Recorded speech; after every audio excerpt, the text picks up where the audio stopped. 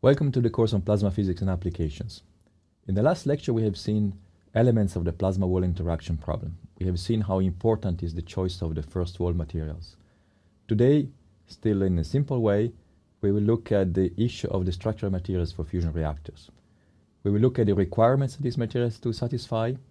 We look at the small comparison between fusion and fission materials and the constraints that both cases have to satisfy, have to withstand. We'll look at the effects of the high energy neutrons that are issued by the fusion reactions and the evolution of material properties under the neutron irradiation at these energies. We look at the candidate structural materials we have in mind for constructing the first reactors, and finally how to test fusion materials and then why we need to test fusion materials today. First of all, reactor materials have to withstand a very large flux of high energy neutrons, in particular 14.1 MeV neutrons. For example, in demo, we expect a flux between 10 to the 19th and 10 to the 20 neutrons per square meter per second. If we translate that into a fluence, that is an integrated value. In this case, we express that as a power times the time per unit surface. We have something like 5 megawatts year per square meter. That's a very, very large value compared to the machines we have today. As we have said in the lecture that introduced fusion in general and in particular its advantages, the reactor materials must have as low activation as possible because that's one of the key advantages of fusion with respect to fission. This is the same plot we have seen in that lecture, representing the radioactivity of a plant as a function of the number of years after it's shut down. And remember that we say that the nuclear fission light water reactor will be remaining a very high level of radioactivity for thousands of years after it's shut down, and that would be incompatible with sort of sustainable development approach. Fusion would have the advantage that activation will be much, much more short-lived. For materials that we know today, ferritic steel, for example, we would have hundreds of years or even less for the radioactivity to reach the levels equivalent to coal ashes. But if we need to reduce that activation even further, we need to go to more advanced materials. And that's where the quest is on for the future generations of fusion reactors. For example, vanadium alloys in this plot or silicon carbide composites, in which case the problem of radioactivity after the shutdown of the plant is completely removed. The reactor materials have to operate at the highest possible temperature, really simply based on the question of the thermal efficiency. We all remember that the idealized Carnot cycle has an efficiency which is 1 minus the ratio of the cold and hot reservoirs temperatures. And of course the hot temperature here is that of the coolant, which is embedded in the structural materials of the fusion plant that are incorporated in the blanket. So the higher the temperature, the more efficient the reactor will be. Let's look briefly at the comparison between fusion and fission. Fission has a hot core. This is the fuel, for example, UO2 in this plot, surrounded by a moderator and the coolant. And the power fluxes that we are typically encountering in a fission reactor, first of all, they are steady state, so they are stable in time. They don't vary.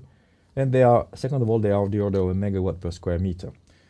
Fusion, on the other hand, has the problem that the power fluxes are, even in steady state, much higher, typically an order of magnitude higher. But also, fusion has these violent events or transients that we have discussed in a previous lecture that can reach thousands of megawatts per square meters, so gigawatt per square meters in terms of the wall loading. These are very short-lived, nevertheless very dangerous for the integrity of the materials.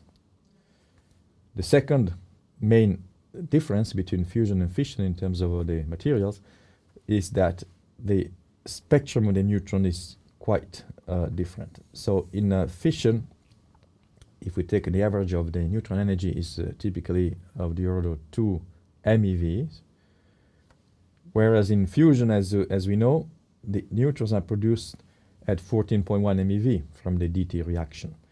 So we have a much higher energy. Much higher energy for the neutron will translate into a higher activation, but even more important, to a higher degradation of the material properties. Let's evaluate very simply first the mechanical effect of the neutron they can have on the material lattice and material atoms in the lattice. So say take a neutron of energy En that hits an atom of mass capital M, which is at rest in the lattice. So we consider sort of a 1D situation. That's my neutron. We have a velocity that's associated with its energy. And it will hit an atom, M, and draw it bigger because the atom will be, of course, of a larger mass that we're supposed to be at rest in the lattice. And now we evaluate, based on a very simple theory of elastic collisions, that is collisions that conserve energy and momentum, the maximum energy transfer in this event. So the maximum energy transfer, let's call it Emax, is given by the energy of the neutron times 4 times the product of the masses divided by the square of the sum of the masses. This is really simple elastic collision theory. Now the mass of the neutron is much smaller than the mass of our atom. So we can write that's equal to En, energy of the neutron, times 4 times its mass divided by the mass of the atom. Let's take now numbers, examples. I take iron. So capital M is 56 atomic mass units. And I take a neutron issued by a fusion reaction, that is a neutron with an energy of 14.1 MeV. The max energy transfer, Emax, will be 14.1 10 to the 6 times 4 divided by 56. That's about 1 MeV. We notice this energy is very, very large, and it is indeed much higher than the so-called Wigner energy, which is typically of about 25 EVs. This Wigner energy is the threshold value for an energy at which we have a displacement of an atom. So this is the threshold displacement energy. So that means that the iron atom will be displaced and ejected from the lattice.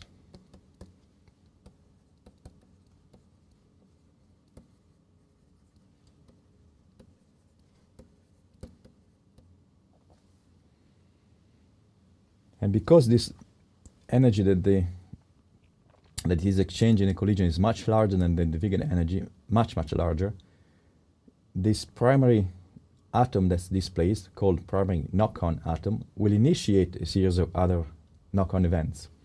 And that will lead to what we call an atomic displacement cascade, so a sort of shower of displacement across my material. And this is shown in this simulation here. So the result is that we have a series of so-called point structure defects, because the ejected atom will leave behind a vacancy, that is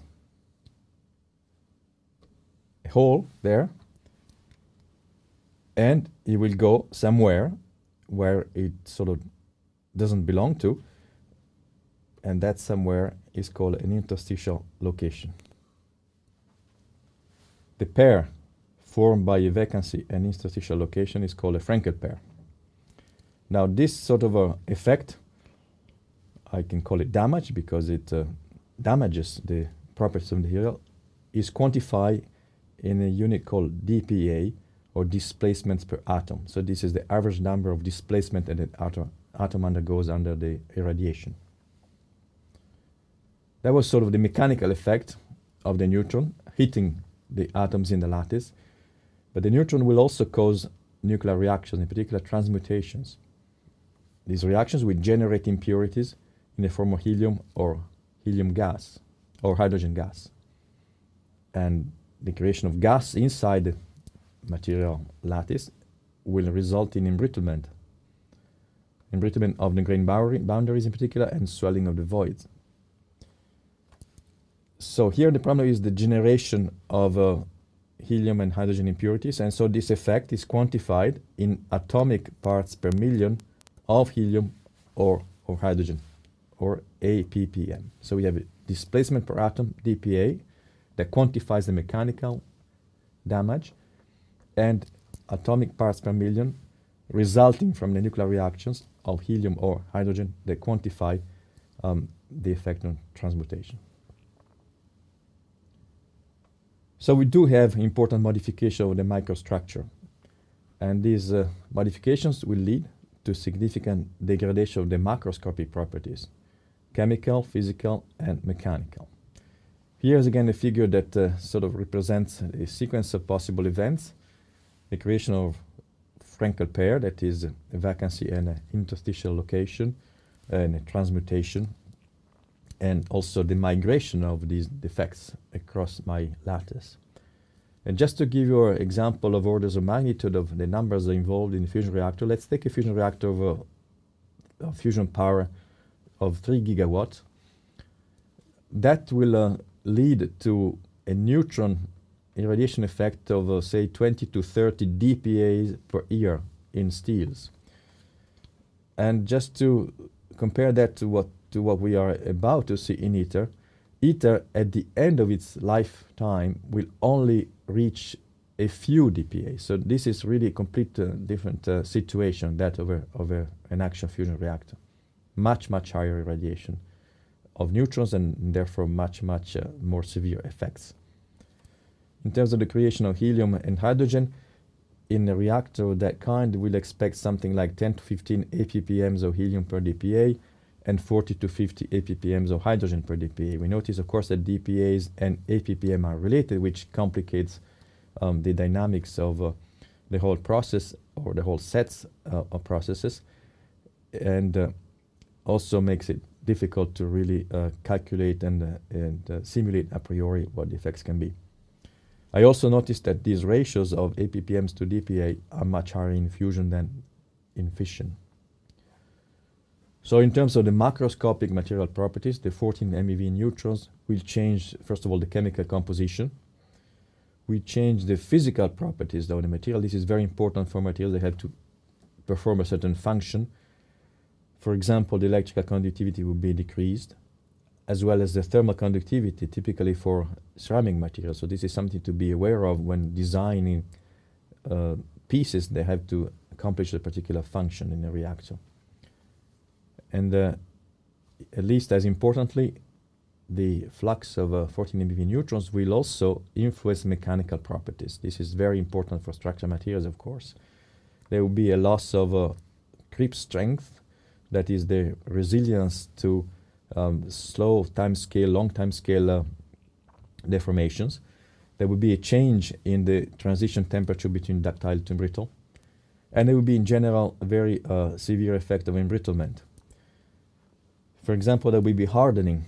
Hardening is represented here in this plot as the change, if a result of the change in the slope of the curve of stress versus strain.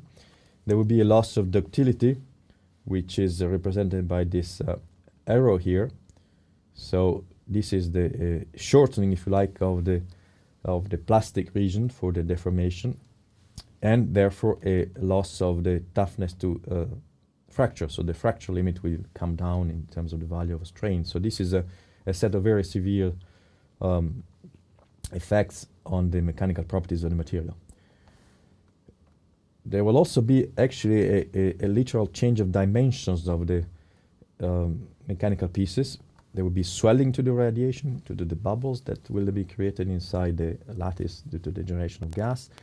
There will be a so-called irradiation creep. So this is a slow deformation of the under irradiation of neutrons, and all of this will also alter the physical structure of the materials. So let's go to the possible choices that we have for the materials for fusion. We have said we want low activation material, so we have to have low activation elements in the chemical composition of our candidate structural materials. For example, iron, chromium, vanadium, titanium, tungsten, silicon, and carbon. We also have to consider safety, waste disposal, and performance, both in terms of mechanical and thermal considerations, in order to make our choice. So if we consider all of that, the leading candidates for a demo and for the reactors are listed here. So we have the reduced activation ferritic martensitic steels as possible candidates. This is something that we already quite close to achieving, really good properties. Vanadium alloys, a little bit more advanced. Tungsten alloys and silicon carbide composite will be the lowest in terms of the activation under neutron irradiation. So that would be the preferable solution, on long term at least. I'd like to comment on the need to test materials for fusion. Because of what we have seen in the beginning of this lecture, that is the fact that in fusion, the spectrum of the neutrons is very different from that of fission, and also the flux and the fluence are very different. We have very little, if none, experimental knowledge of materials behavior in conditions that are equivalent to what we expect for a fusion reactor. And I like to highlight that in the plot here, where we show the set of possible tests that has been done, or that have been done, or will be done in materials on the axis in vertical of APPM in helium and horizontal on DPA. Now we notice ITER is here in green, but the fusion reactor will work in a very different set of conditions. There will be a huge factor in the APPM in helium and a huge factor in the DPA. So even when we learn something from ITER, it will be, in terms of the materials properties and the neutron irradiation from fusion, will be really very far from being in a regime that's of relevance for the reactor. And the point that's often made by material scientists is that the extrapolation from current conditions to fusion regime is much larger, it's much bigger of a jump than it is for the core plasma parameters. So we are much further away from knowing the properties of materials and the neutron irradiation in fusion that we are from knowing the properties of the core plasma based on present experiments and present experimental knowledge. Which is why I think it's fair to say that we universally recognize the need to go expeditiously towards test of materials for fusion. There are two approaches that can be taken, in fact, that can be taken in parallel. We can think of volumetric neutron sources, for example, fusion tokamaks that don't need necessarily to have a high gain, because all they need to do is to produce a large neutron flux, of course, of the same spectrum as we anticipate for a reactor, that is, neutrons produced by DT. This is something we refer to as components test facility. There are several ideas and several designs that are already being considered around the world.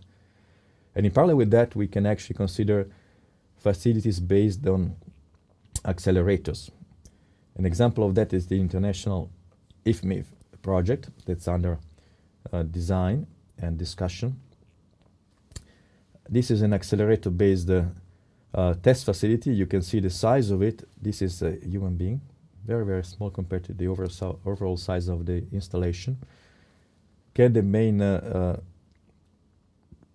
part of its facility here is the accelerator, which accelerates a beam of deuterium ions. That beam is then made to impinge on the liquid lithium target, which will therefore generate neutrons of a similar spectrum to those that we anticipate for the DT reactors. An interesting issue is that there will be only very small volume that will be subject to the irradiation levels that are, say, reactor relevant.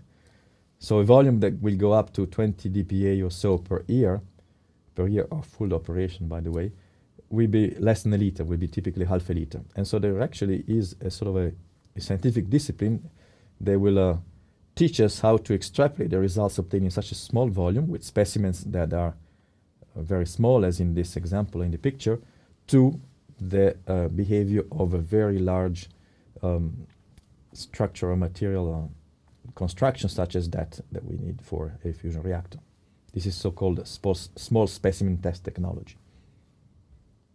In summary, we have had a relatively simplistic and quick discussion of the problem of materials in fusion. Nevertheless, we have been able to identify a few key elements.